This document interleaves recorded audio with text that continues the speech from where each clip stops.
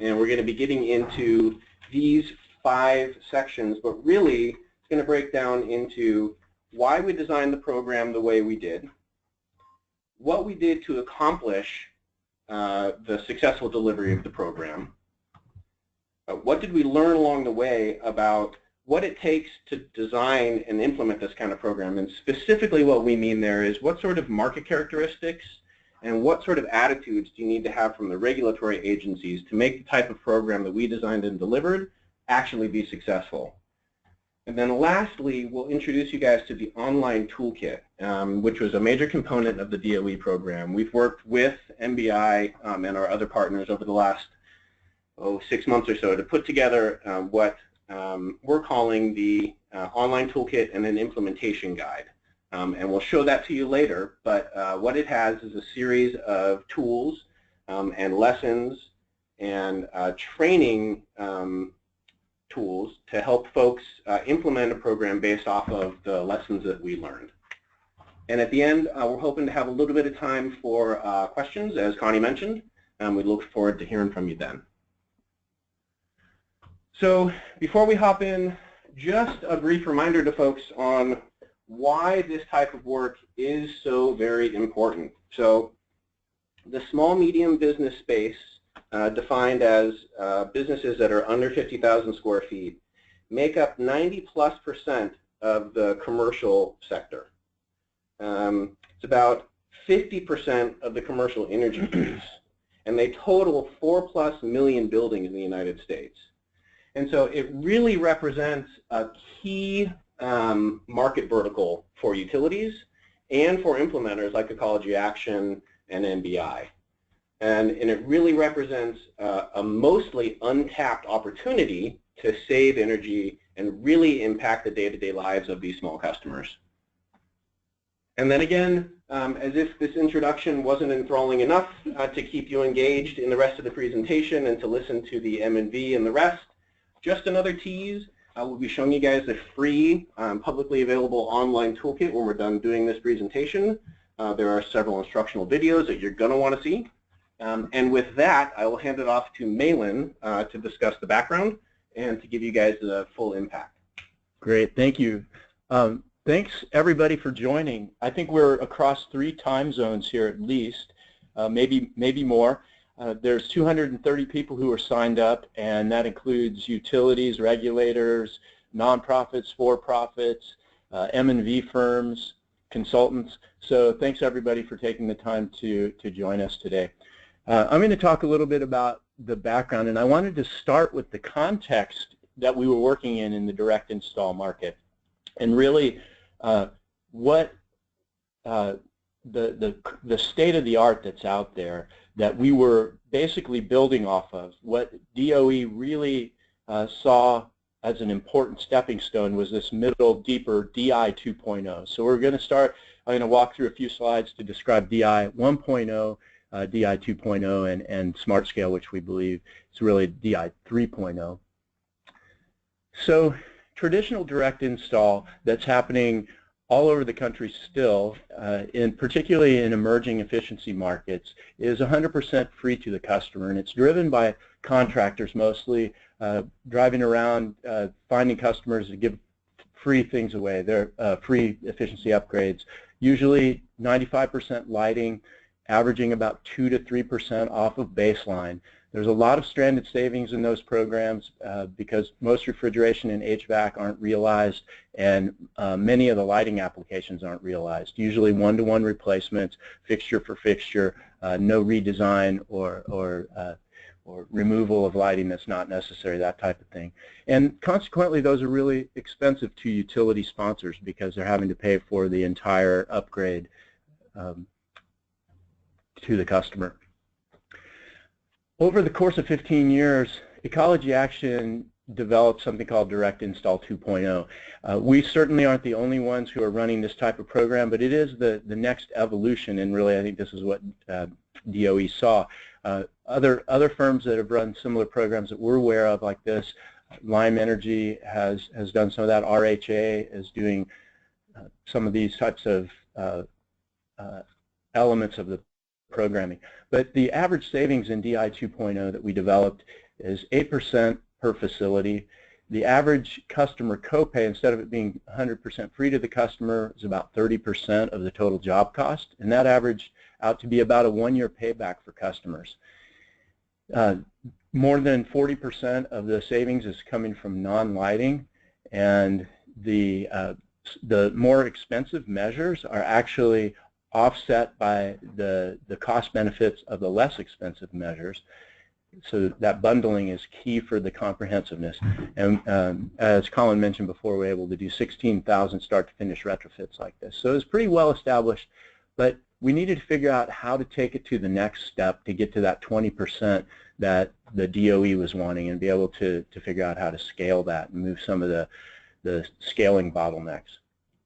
This is the structure that we used for SmartScale, and this structure has the implementer, that's us in the middle, between the customer, the utility, and the contractor, designing a retrofit for the customer and providing a sophisticated retrofit for them to consider and adopt. So we present a proposal to the customer and get them to adopt it. Once they do, the contractor installs it. We provide quality control assurance for not only the customer but the utility. So the customer can stay focused on their primary business. The utility knows that their customer is being taken care of, and from a general societal standpoint, the money is being used to go as deep as possible and be used to the greatest benefit.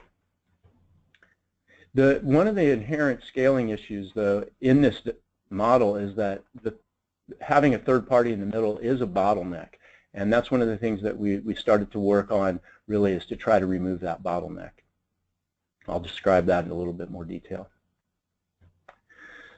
Typical measure types, no surprises here. I think across the small and medium business sector, you see refrigeration, HVAC, and lighting as the key loads that are addressed. But we tried to go address every one of these loads that were in a given building, but also go deep within each of those. So with refrigeration, we didn't settle just for strip curtains and gaskets. We wanted to go deeper into ECM motors, door closers, even compressor controls.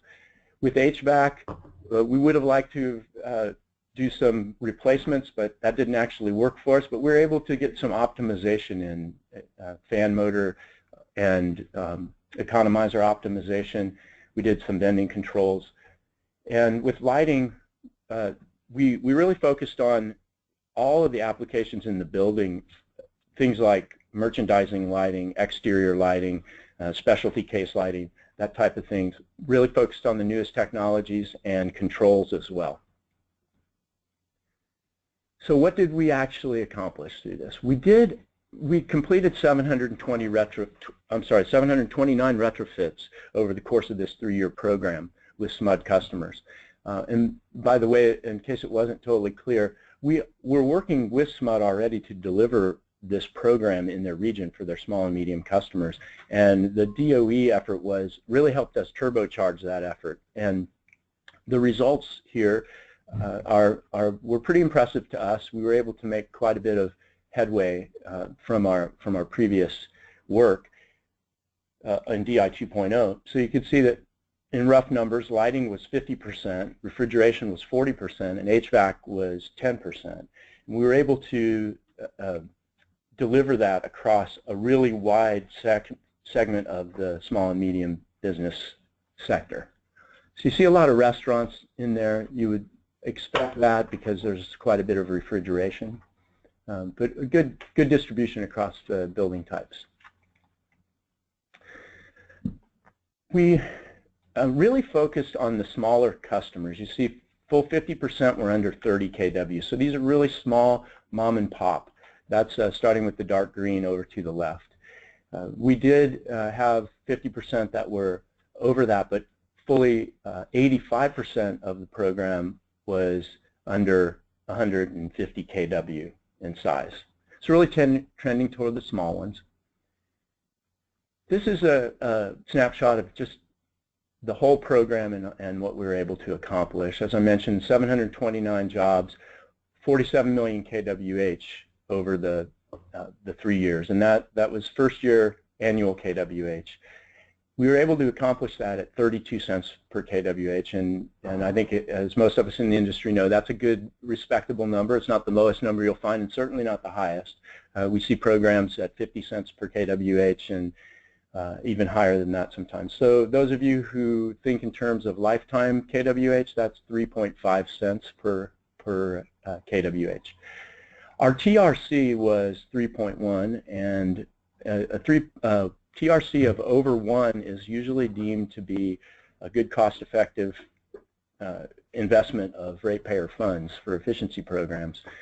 And typical utility portfolios are about between 1 and 1.5. So this is a good investment for utilities in that it draws their TRC up in their portfolio.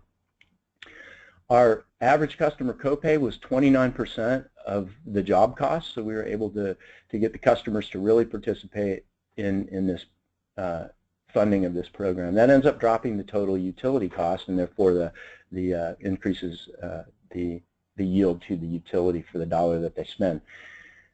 The average job size, we found this to be fairly impressive, is that 64,500 kWh is what we got per building on average, and that's about 10 times what we've seen in typical direct install programs. In California in 2010 and 2012, in that time period, we did an analysis of IOU direct install programs, investor-owned utility direct install programs here in California, and found that the average retrofit size in kWh was 5,400, so that's a bit more than 10%. So we're able to get some decent results, and I wanted to talk just briefly about, with those results, what are the key design elements that we think need to be in place in order to make that happen. There's a lot of details to these that I won't cover, but that they exist in the toolkit.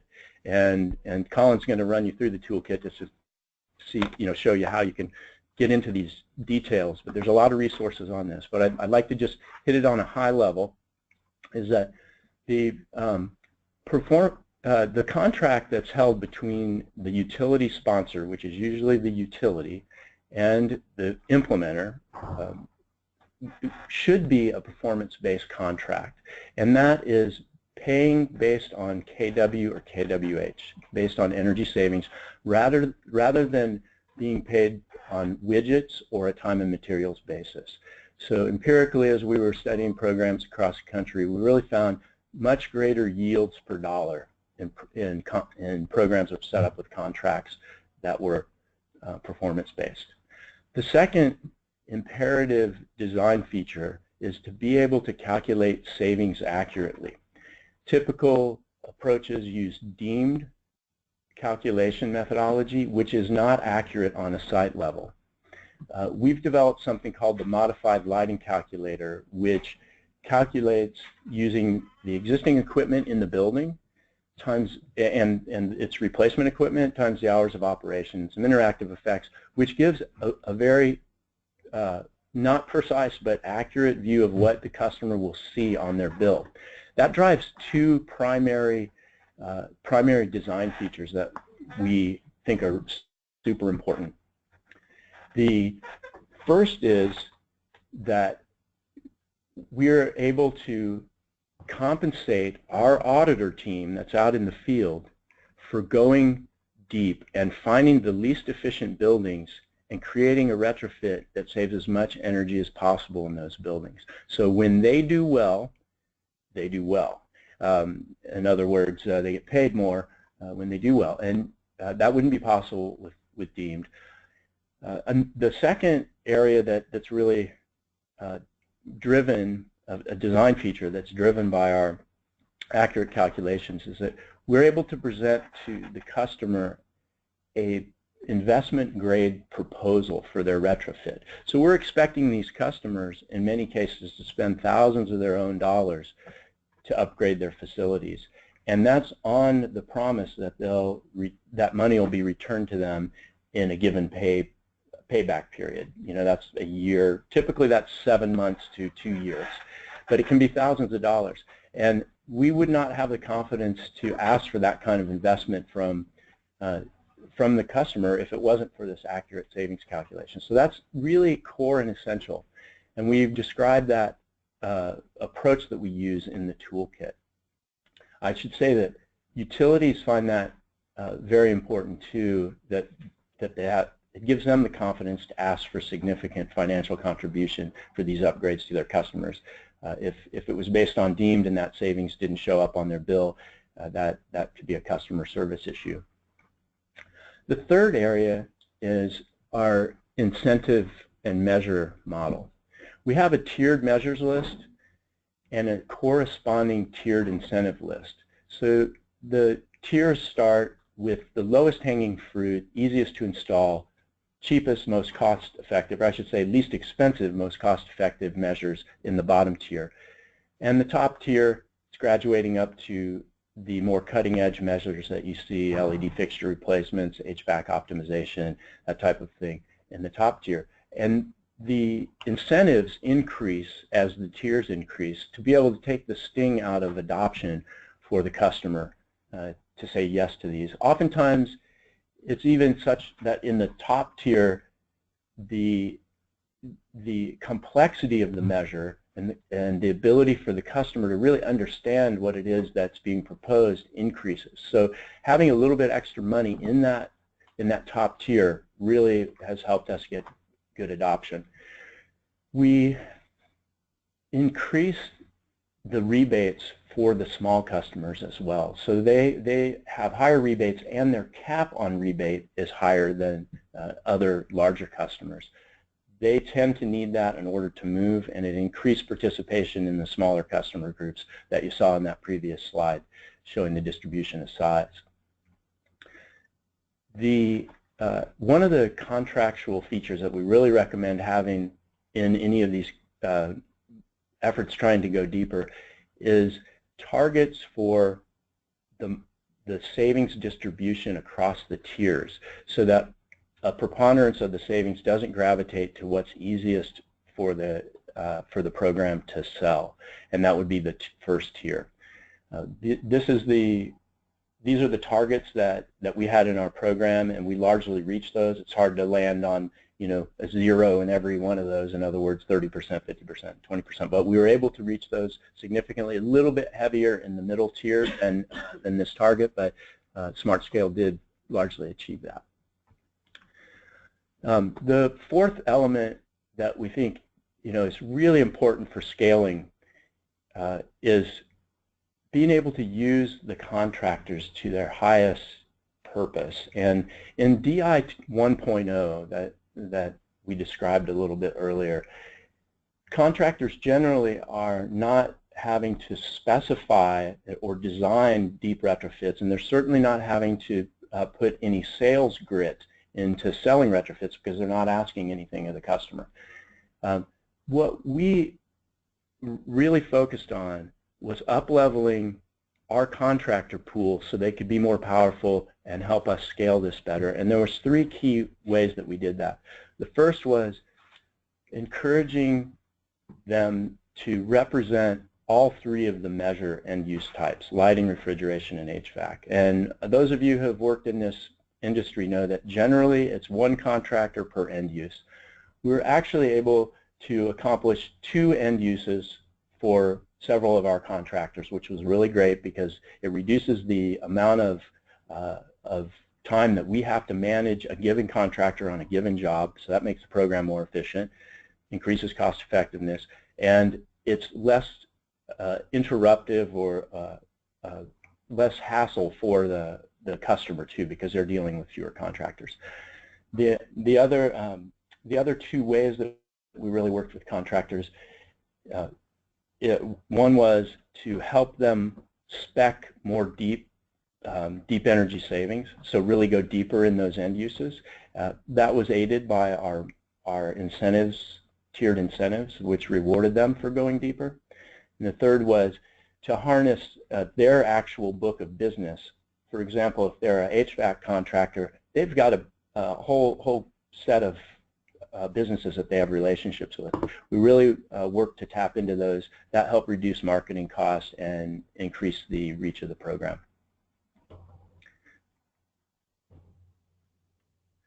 So there, one of the ways that we looked at in order to scale this program and make it more broadly adoptable and to reduce cost was trying to find ways to streamline the measurement in small and medium commercial.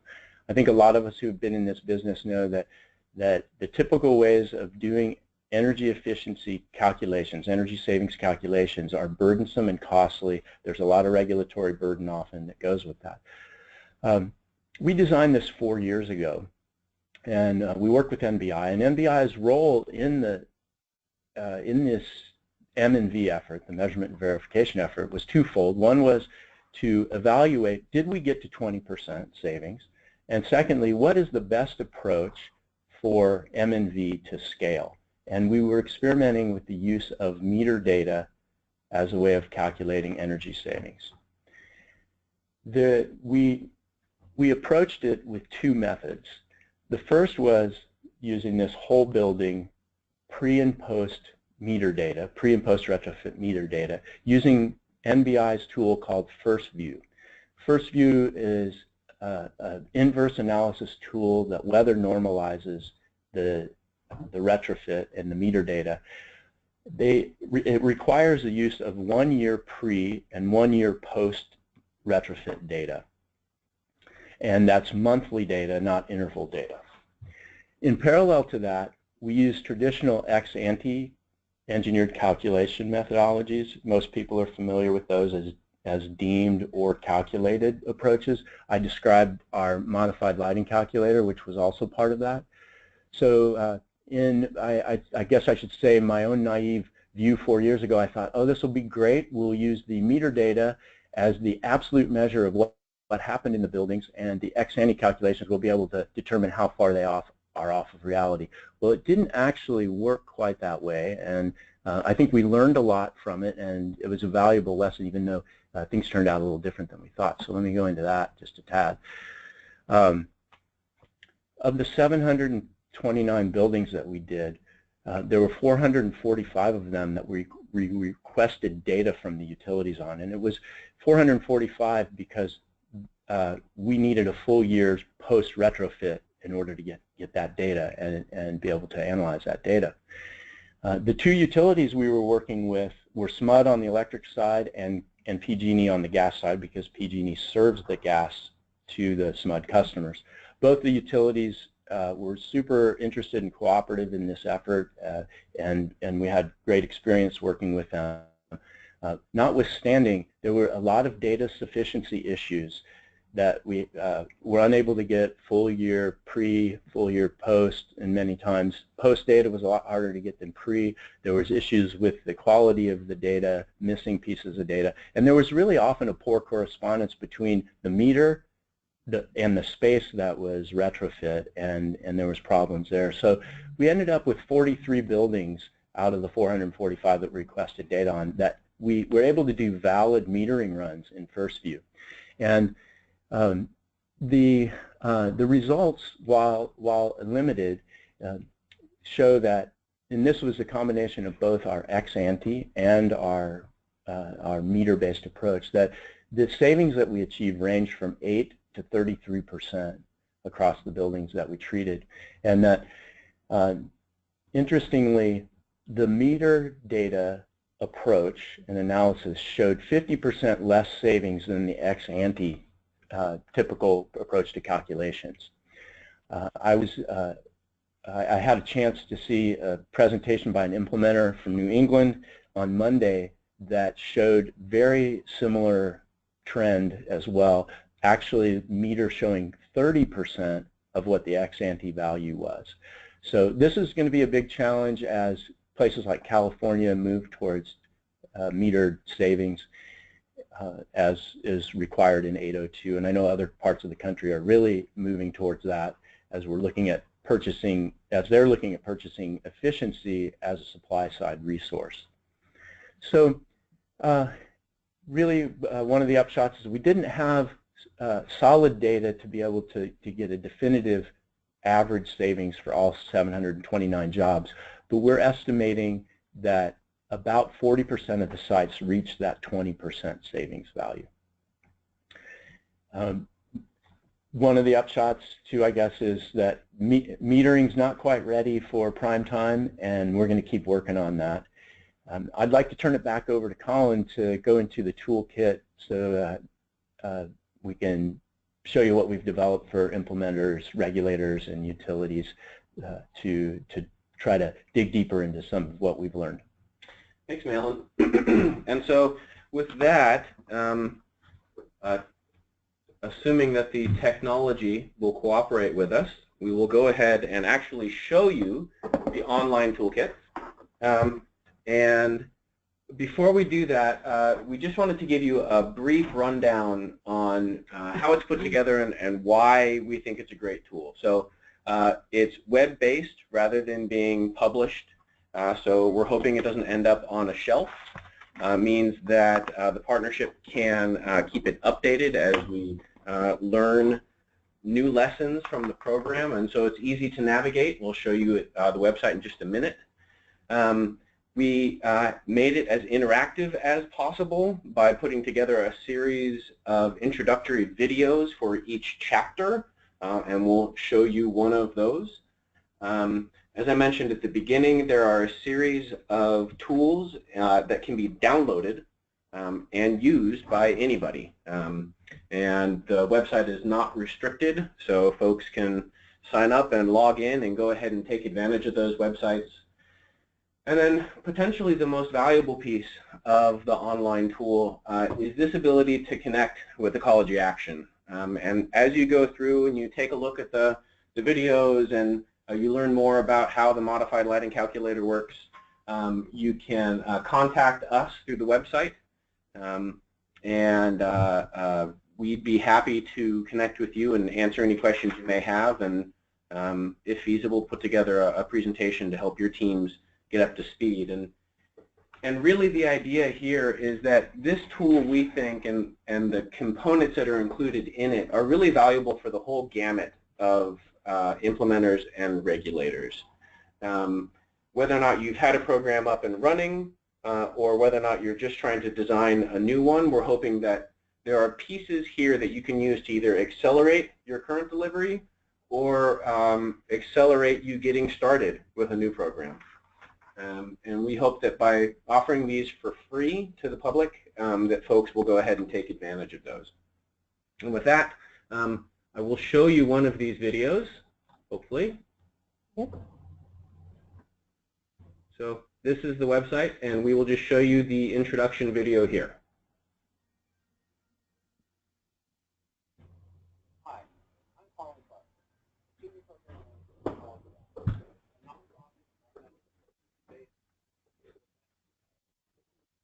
Our mission is to help. Hey guys, we're having a hard time hearing this audio.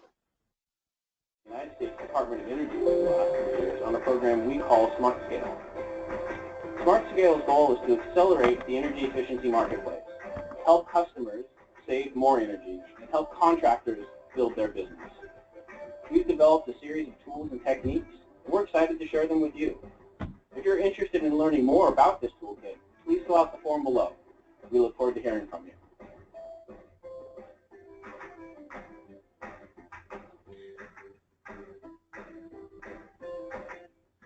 So we apologize if that was a little bit hard to hear, but you're more than welcome to hop on to the website. There's a link provided, and listen into the nifty music and the narrative there.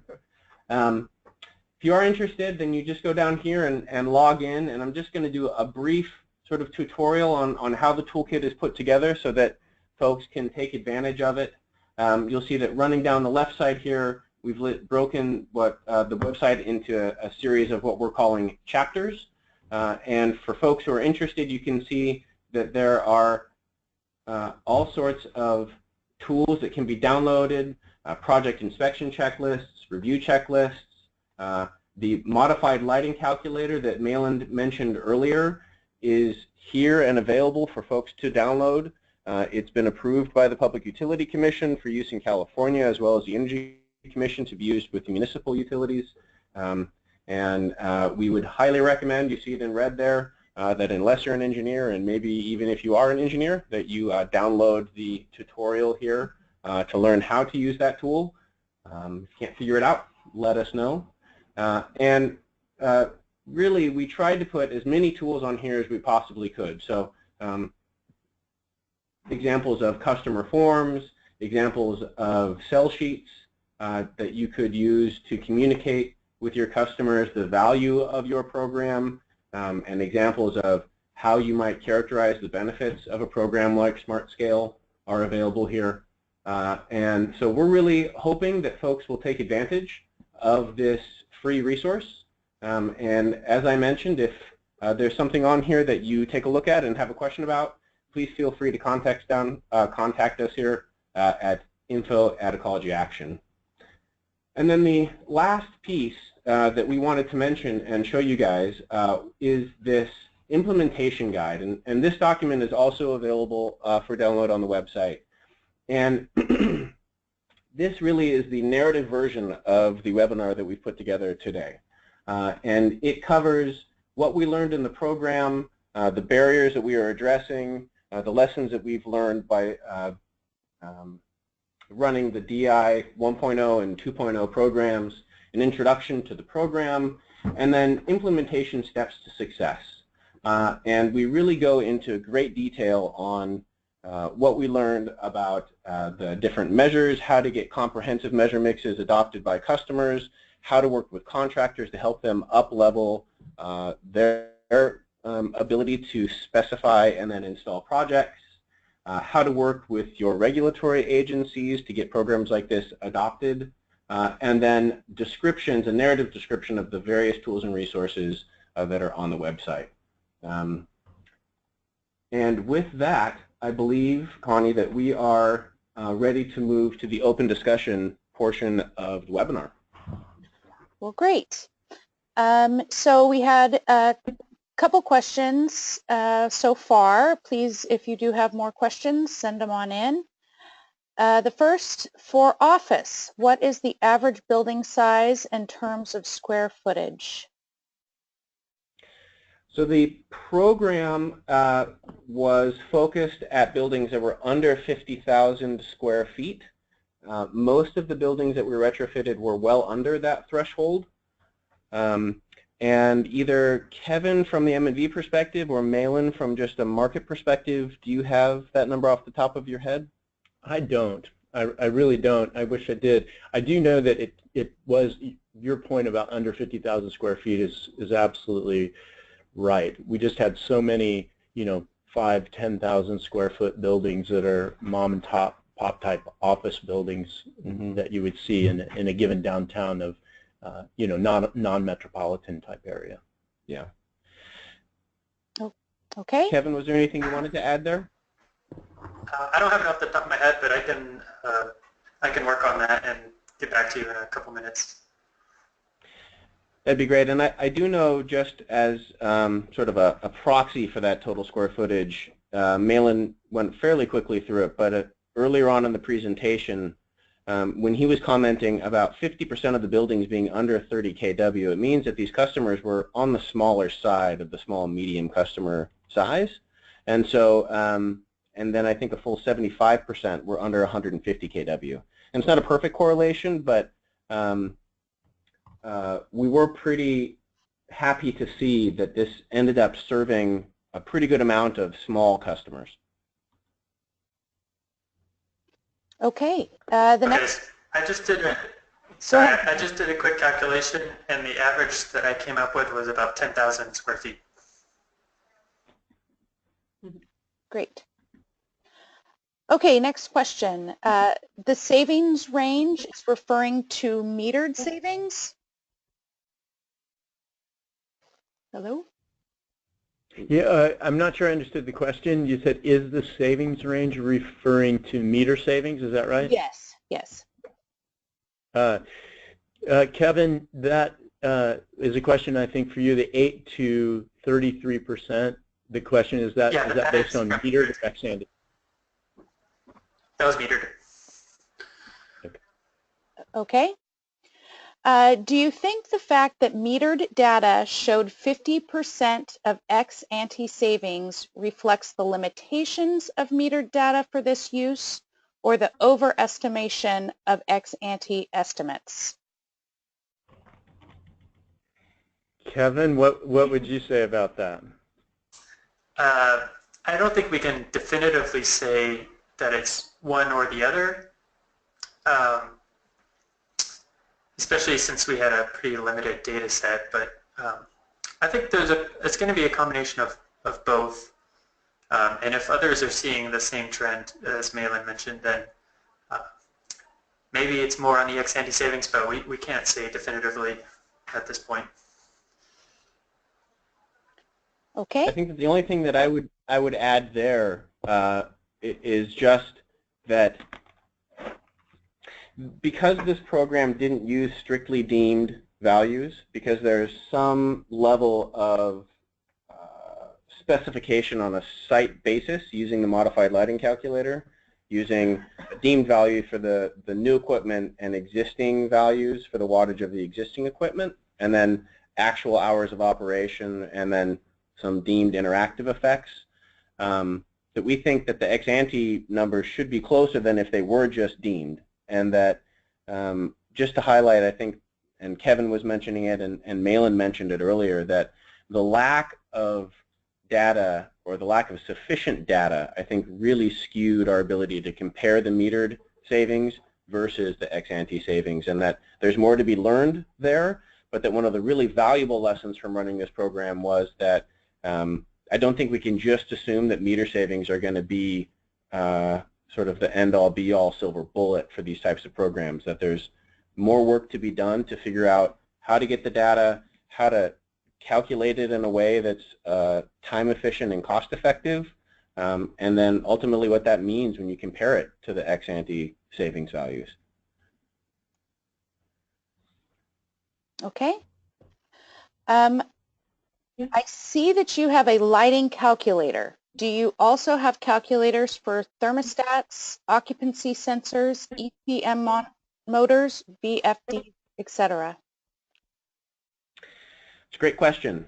So the modified lighting calculator does take into account some of the impacts of controls. And in California, the municipal utilities have switched over to a version of the MLC that's called TRM, and unfortunately that acronym is escaping me right off the top of my head. But it definitely includes lighting controls as a part of the equation to calculate savings. We don't have specific tools for ECMs and some of the other measures, but we have worked with our utility partners, SMUD in this instance, and PG&E in the past, to take advantage of calculators that are either developed by other folks in the industry or by the manufacturers of those pieces of equipment, to use not just deemed savings, but those measure-specific calculators. And so, for instance, for the PTAC EMS that we installed in this program, there was a calculator that was used, and the same thing for some of the enhanced ventilation that Malin was discussing in the HVAC portion. Mm-hmm. Oftentimes we'll use a calculator that we've vetted, that the manufacturer's used or has developed to generate the savings and the cost projections for the customer side of the equation, so that we are able to express that to the customer. The regulator and the utility may not allow us to use that to claim savings, so we'll end up using a different approach for claiming savings, such as deemed, whatever the regulator and utility need for that. But we do use calculators on the other end, and some of those are manufacturer-based. Of course, I think many of us know we have to be careful about manufacturer claims, so we vet those when we use them, or before we use them. Okay. Are there building types that are better fits, standalone retail, strip malls, etc.? Another good question. Kevin, I know that at one point MBI was looking at the accuracy of savings by building type. Is that something that you'd like to address? Sure. We did look at it. However, given that we ended up with only about 40 or so valid runs after our data issues, it ends up being a pretty small sample size when you break it out by building type. So I don't think we can really have any confidence in that kind of analysis, unfortunately. I do know that sometimes in the strip malls, we did have more issues with metering and square footage, because I think these types of buildings end up sharing meters with neighbors more often. So that's a potential concern for the metering side. Yeah, and that answers that question from the measurement perspective. And I think from the delivery perspective, we found all different types of building type, its configuration and ownership to participate in the program. I think the background, the renter-owner occupancy issue is often cited as a barrier, the split incentive. We haven't found that to be the case in our direct install programs over the years. The rebates are high enough that as long as the copay is, the payback period is shorter than the lease period, then the customers don't have much of a problem saying yes to the retrofit. So we're the background level in renter occupancy in America, I believe, is around 38%, and we're able to get about 50% or 54% was the last number I saw of renter participation in our programs. So we're actually above the background level of renter participation. That's an extrapolation on that question that just, I've just wanted to highlight that the split incentive is not that big a deal for us. And then the only thing that I would add to that, and we may be straying a little bit from the core of the question, is that obviously it was easier to have a more comprehensive project when there are multiple end uses in a site. So what I mean by that is that we could do lighting and refrigeration in gas stations and some retail. There was not much refrigeration to be had in office space. And so if you're trying to have a program that's truly comprehensive to be comprehensive, it helps to have various building types and various types of businesses in the mix. But just to reiterate what Malin said, we saw great levels of success getting what we think is significant savings off of baseline across building type. Okay. How do you factor in user variations? Comfort tolerance, time of day, year, operations, building orientation, glass area, and exposure. Kevin, take it away.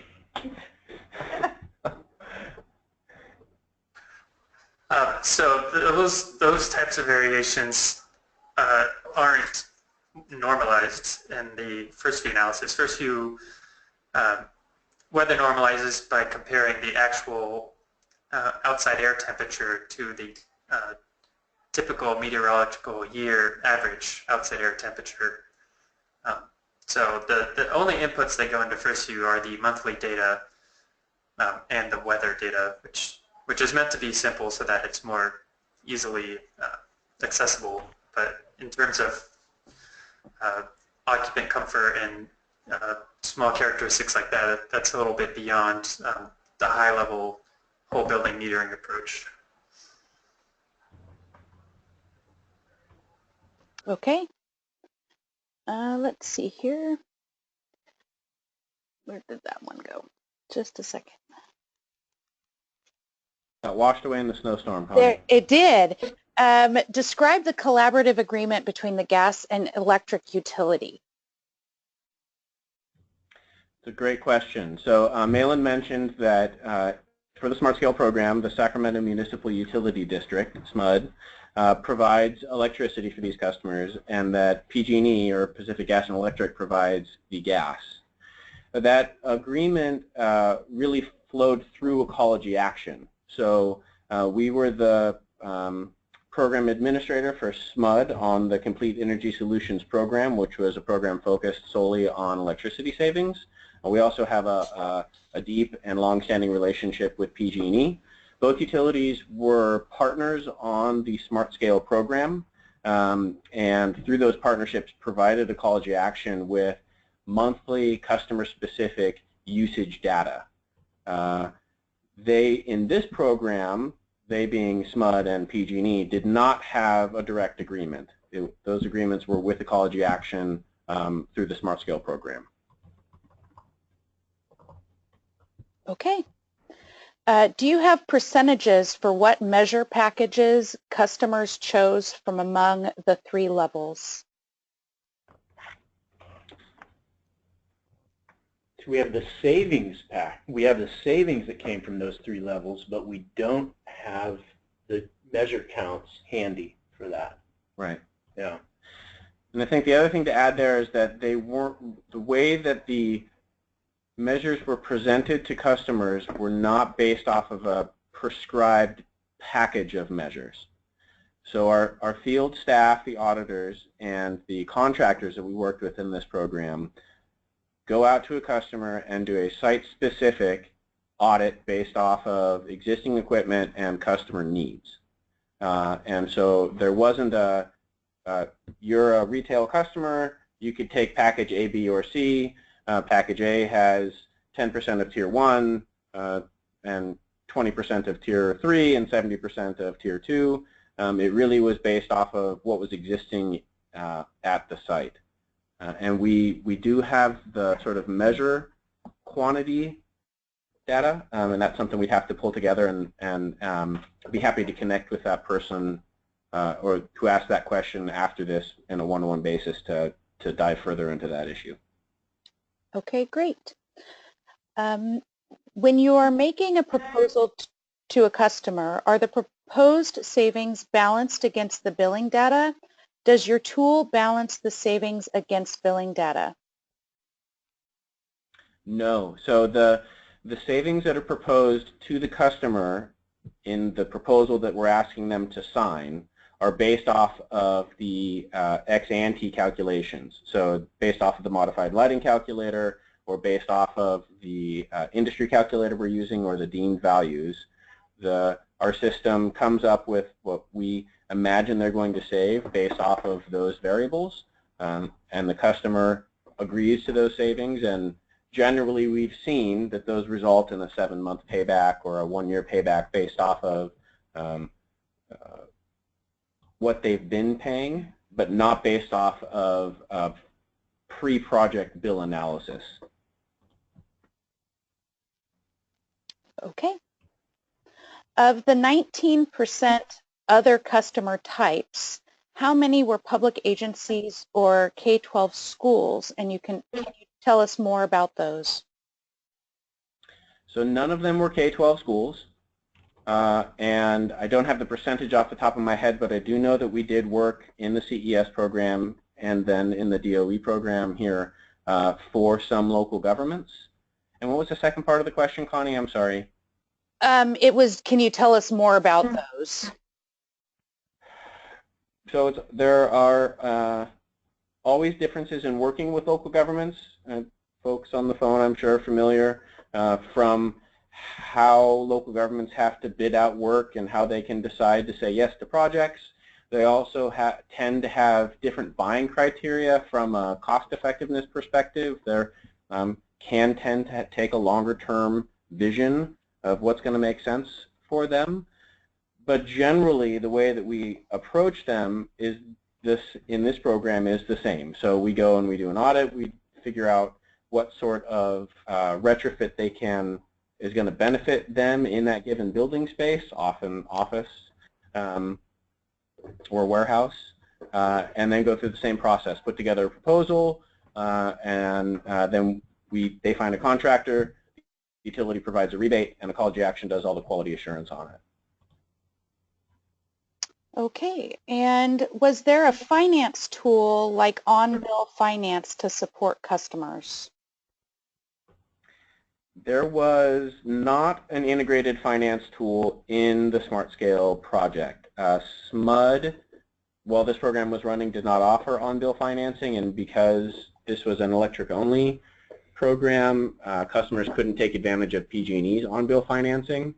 We did provide to a small subset of customers the opportunity, I think it was somewhere between 5 and 7, the opportunity to take care of or take advantage of a private financing project that we were piloting.